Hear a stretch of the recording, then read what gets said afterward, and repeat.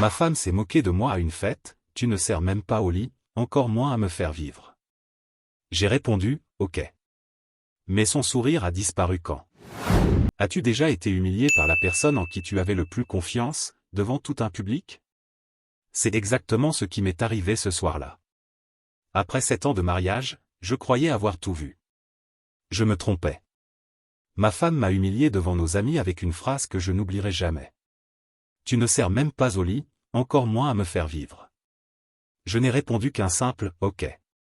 Mais son sourire s'est éteint immédiatement après. Cette nuit-là a marqué la fin de 7 ans de mariage. Le pire, c'est que j'ai mis tant de temps à voir l'évidence. Tout a commencé de manière subtile. Au début, ce n'était que des remarques déguisées en critiques constructives. Ensuite sont venues les comparaisons. Plus tard, les humiliations directes. Et moi, comme un idiot, je la défendais toujours. Ma femme n'a jamais travaillé toutes ces années. Elle était toujours en train de chercher sa vocation. D'abord, elle disait, je vais étudier le design graphique, mais elle n'a jamais terminé son cursus. Puis, je veux ouvrir mon propre salon de beauté. Elle a dépensé des milliers en formation qu'elle n'a jamais fini non plus. Quand je lui demandais si elle comptait chercher du travail, la réponse était toujours la même. Je suis déprimé, je ne peux pas travailler. Curieusement, pour aller faire du shopping 3 fois par semaine, elle avait toute l'énergie du monde. Sa phrase préférée était « Les jobs ne paient pas ce que je vaux vraiment ».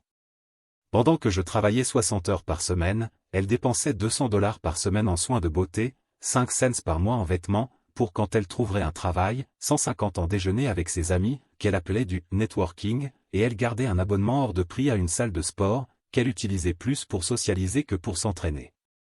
Mais ce qui me détruisait le plus, c'était les comparaisons. Le mari de ta sœur a déjà acheté sa maison, disait-elle, pendant que je payais scrupuleusement le loyer tous les mois. Regarde comme Carolina vit, ça c'est une vraie vie, soupirait-elle en voyant les photos de voyage de son ami. Tous nos amis avancent dans la vie, sauf nous, répétait-elle comme un mantra. Ton petit frère a déjà 2 propriétés et il gagne moins que toi, rappelait-elle toujours devant ma famille. Jamais rien n'était suffisant. Jamais. Ma famille voyait tout. Tout le monde voyait, sauf moi.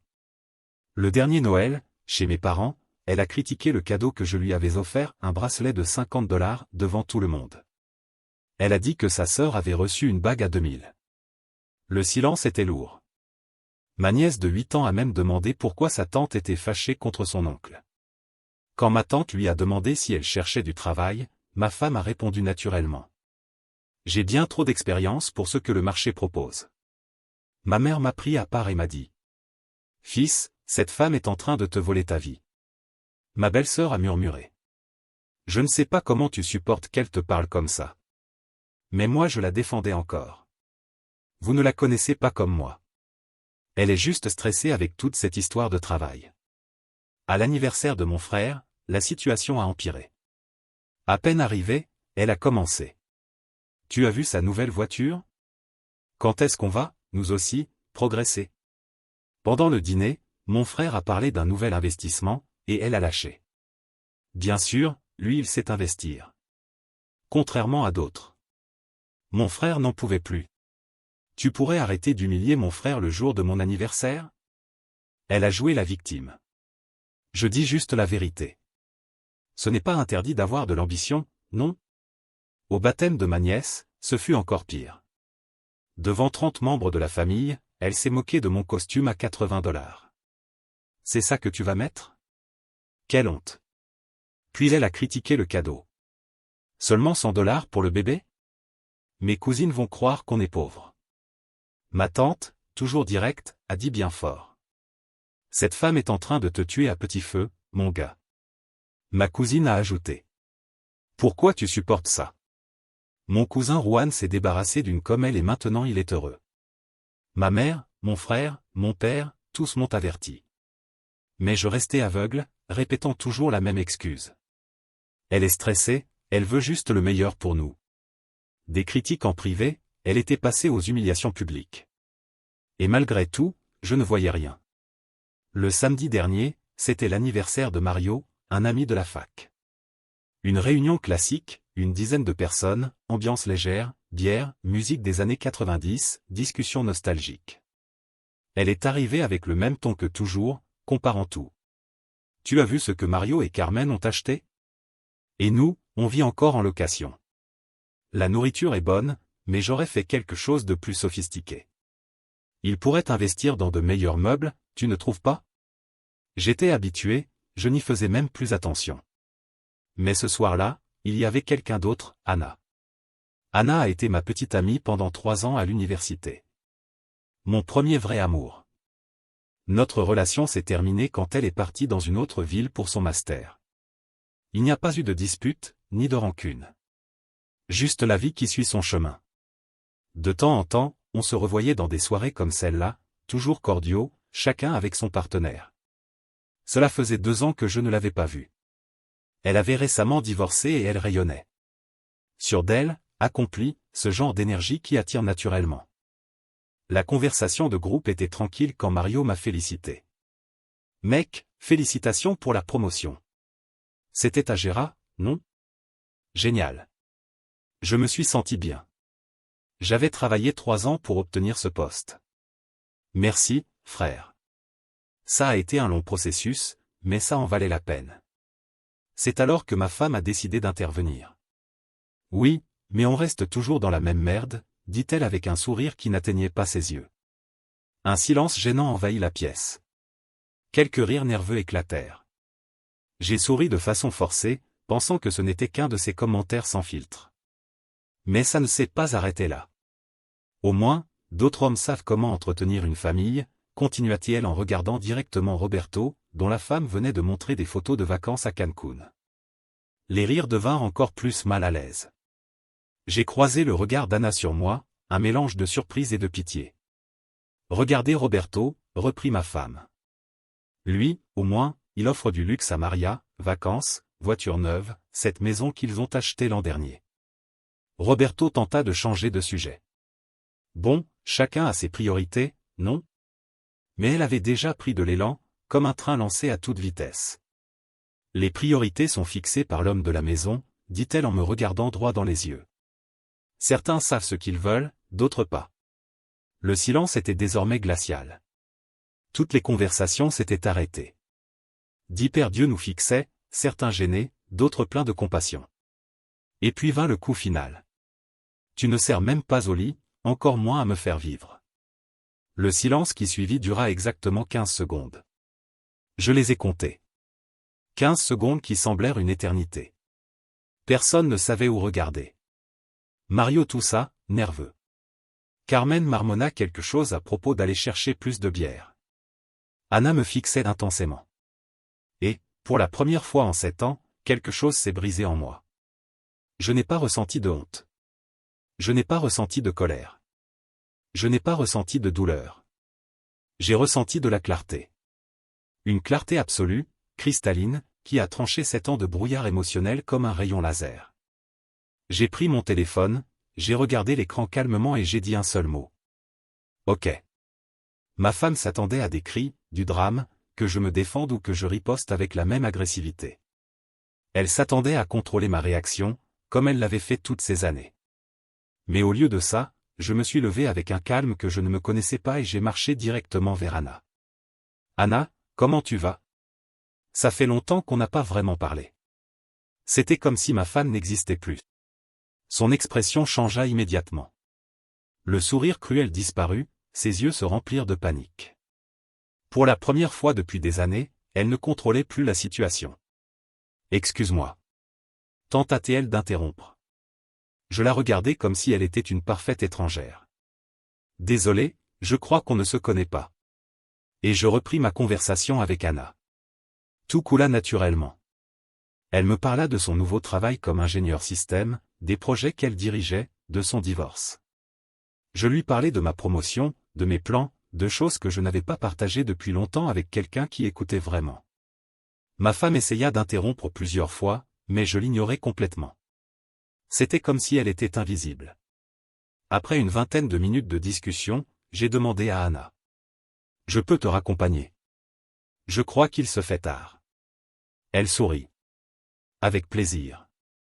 En marchant vers la porte, ma femme me suivait comme un chien perdu. « Qu'est-ce que tu fais? T'es devenu fou? C'est ridicule. » Je ne répondis pas. Je ne me retournai pas. Elle n'existait simplement plus. Dans la voiture, Anna et moi avons continué à parler encore 40 minutes, garés devant chez elle. Nous nous sommes rappelés comment c'était quand nous étions ensemble, comme on riait, comme on se soutenait, comme elle me faisait sentir valorisé. Avant de descendre, elle dit: « J'ai toujours su que tu méritais une femme qui te respecte vraiment. » Et nous nous sommes embrassés. Après 7 ans d'un mariage mort, ce baiser fut comme recommencer à respirer. Quand je suis rentré à la maison à 3 heures du matin, ma femme m'attendait, telle une bête en cage. « Où étais-tu? Avec qui? Qu'est-ce que tu crois faire? » Je la regardais avec la même clarté que pendant la fête. J'étais avec une femme qui me respecte. Quelque chose que tu ne connais pas. Elle oscillait entre la fureur et la panique. « Tu es fou? C'était juste une blague. Tu ne peux pas être sérieux. » « C'est tant de blagues, répondis-je en allant dans le dressing pour sortir une valise. C'est fini. Qu'est-ce que tu fais? Demain, je commence à chercher un appartement. Ce bail est à mon nom. Tu as jusqu'à la fin du mois pour trouver où vivre. Et, pour la première fois en 7 ans, j'ai dormi en paix. Cette nuit-là, je ne suis pas rentré chez moi. Après avoir laissé Anna, j'ai conduit 1 heure sans but.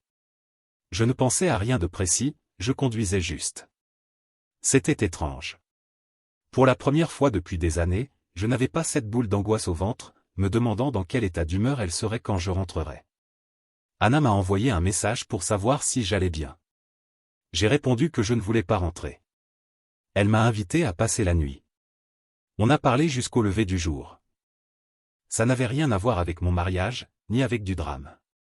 Anna et moi parlions juste normalement, comme 2 personnes normales. Tu as une idée de la rareté que c'était pour moi?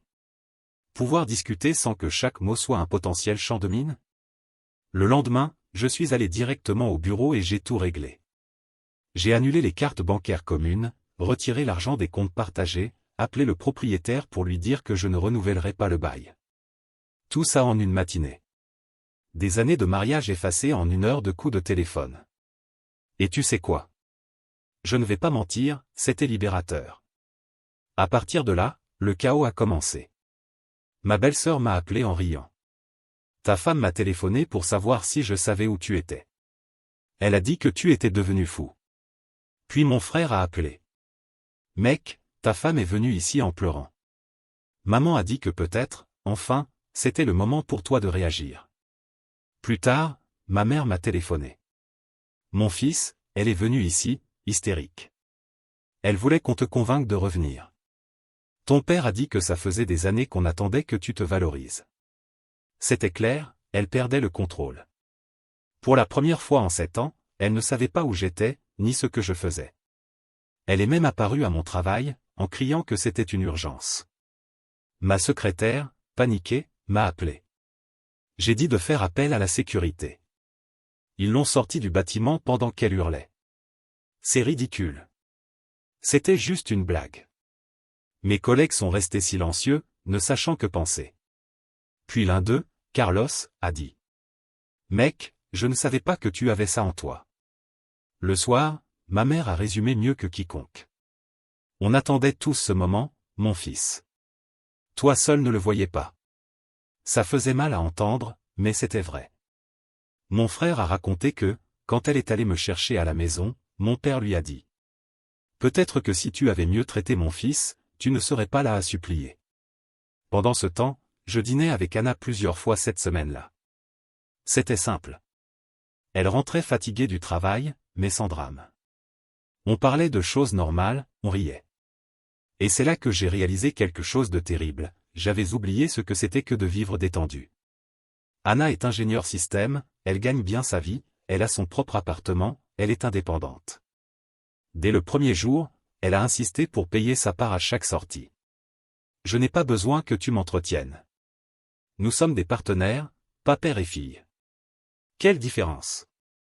Mon frère est devenu mon informateur. Il me racontait tout, qu'elle avait essayé de chercher du travail, mais sans expérience réelle, que ses amis étaient trop occupés pour lui prêter de l'argent, que sa sœur lui avait lancé, on t'avait prévenu que ça arriverait. Le meilleur, elle était retournée vivre chez sa mère.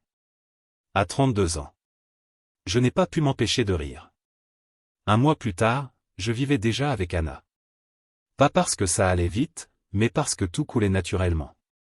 Elle partage tout, ménage, facture, décision. Une véritable partenaire, pas une dépendante pleine d'exigences. Mon ex m'envoyait encore des messages. Au début, agressif, c'est de la folie. Tu vas le regretter. Puis, suppliant, je t'aime. Allons en thérapie. Enfin, désespéré, je n'ai plus d'argent. Ma mère me réclame un loyer. Je n'ai répondu à aucun. Tu sais quelle est la plus grande différence? Avec Anna, je planifie l'avenir. Avec mon ex, je ne faisais que survivre au présent. Anna me demande ce que je veux faire le week-end. Mon ex disait que j'avais tort de vouloir quoi que ce soit. Anna célèbre mes réussites. Mon ex les diminuait. Anna travaille pour obtenir ce qu'elle veut. Mon ex attendait que je travaille pour les siennes. Par ma belle-sœur, j'ai appris qu'elle avait trouvé un job dans un supermarché, de nuit, au salaire minimum. Elle vit dans la chambre qu'elle occupait adolescente, et sa propre mère lui fait payer un loyer pour lui apprendre la responsabilité. J'ai de la peine? Un peu. Des regrets? Pas une seconde. Elle a eu 7 ans pour valoriser ce qu'elle avait. Elle a préféré m'humilier. Au final, j'ai compris quelque chose de simple, quand quelqu'un te traite mal constamment, ce n'est pas parce qu'il traverse une mauvaise phase. C'est parce que c'est réellement qui il est. Ce « ok » que j'ai dit à la fête n'était pas un signe de défaite. C'était une libération. Et parfois, la meilleure réponse est simplement de partir. Les premiers mois furent des montagnes russes de tentatives désespérées de sa part. Mon frère me tenait au courant, car elle continuait d'appeler. Au début, ce n'était que du drame, ton frère est devenu fou. Ça ne peut pas arriver. Ces temps ne peuvent pas se terminer comme ça. Puis vinrent les promesses, je peux changer. Allons en thérapie de couple. C'était juste un mauvais moment. Elle est même apparue à la salle de sport où je m'entraîne. Elle m'a intercepté sur le parking, les yeux rouges d'avoir trop pleuré. Tu vas tout jeter pour quelque chose que j'ai dit quand j'étais saoul? J'ai répondu. Je ne jette rien. Je récupère juste ma dignité. Elle a explosé. Cette traînée d'Anna t'a lavé le cerveau. Anna n'a rien lavé du tout. Elle m'a juste rappelé ce que c'est d'être traité comme un être humain. Ce fut la dernière fois que je lui ai parlé directement. Après, j'ai appris par ma belle-sœur, chercher du travail après des années sans rien faire est bien plus difficile qu'elle ne l'imaginait. Son premier choc de réalité fut quand, lors d'un entretien, on lui demanda ce qu'elle avait fait pendant les 7 dernières années. Lors des entretiens, elle disait. J'étais concentrée sur mon mariage et sur mon développement personnel. J'explorais mes options professionnelles. Les recruteurs demandaient toujours une vraie expérience de travail. Comme elle n'en avait aucune, ils ne la rappelaient jamais. Après une vingtaine d'entretiens comme ça, elle a finalement trouvé un emploi dans un supermarché. Travail de nuit, salaire minimum, sans avantage. Ma belle-sœur m'a raconté que, la première semaine, elle pleurait tous les jours. Je ne savais pas que travailler pouvait être si fatigant, disait-elle à sa mère. De temps en temps, elle m'envoie encore des messages pour des dates spéciales. À Noël, pour mon anniversaire, toujours quelque chose comme « J'espère que tu es heureux ». Je ne réponds pas. Ce n'est pas nécessaire. La vérité est simple, elle a eu 7 ans pour valoriser ce qu'elle avait. Elle a choisi de m'humilier au lieu de me soutenir, de me comparer au lieu de me célébrer, de me critiquer au lieu de construire. Et quand j'ai enfin réagi, quand j'ai enfin décidé de me respecter, il était déjà trop tard. Un jour, Anna m'a demandé si je regrettais quelque chose. J'ai répondu que oui, je regrettais d'avoir attendu si longtemps avant de réagir. Tu n'as pas de peine pour elle, en voyant comment elle a fini, demanda Anna. Un peu, répondis-je. Mais chaque action a ses conséquences. Et elle a choisi chacune d'elles pendant 7 ans. Pour ceux qui pensent que j'ai été trop dur, elle m'a humilié publiquement après des années de mauvais traitements. Moi, je suis simplement parti. Et pour ceux qui traversent quelque chose de similaire, je dis ceci, quand quelqu'un te montre qui il est vraiment, crois-le. Parfois, la meilleure vengeance, c'est simplement d'être heureux. Les bonnes choses arrivent quand on prend les bonnes décisions. Au final, cette histoire m'a appris une leçon simple mais puissante. Le respect ne se demande pas, il s'impose. Pendant 7 ans, j'ai essayé d'être suffisant pour quelqu'un qui avait déjà décidé que je ne le serais jamais. J'ai gaspillé mon énergie à tenter de changer son opinion de moi, alors que j'aurais dû changer mon opinion d'elle. Parce que le véritable amour n'humilie pas, ne compare pas, ne détruit pas. Le véritable amour construit, célèbre et respecte. Mon ex m'a rendu un service, ce soir-là à la fête, elle m'a montré clairement qui elle était. Et, enfin, j'y ai cru. Commentaire Monsieur Reddit. C'est drôle, elle disait avoir trop d'expérience pour le marché, mais au final elle a découvert qu'on n'a pas besoin de CV pour remplir des sacs au supermarché de nuit. Qui aurait cru que le vrai bokeh de cette soirée serait le début du meilleur upgrade de sa vie?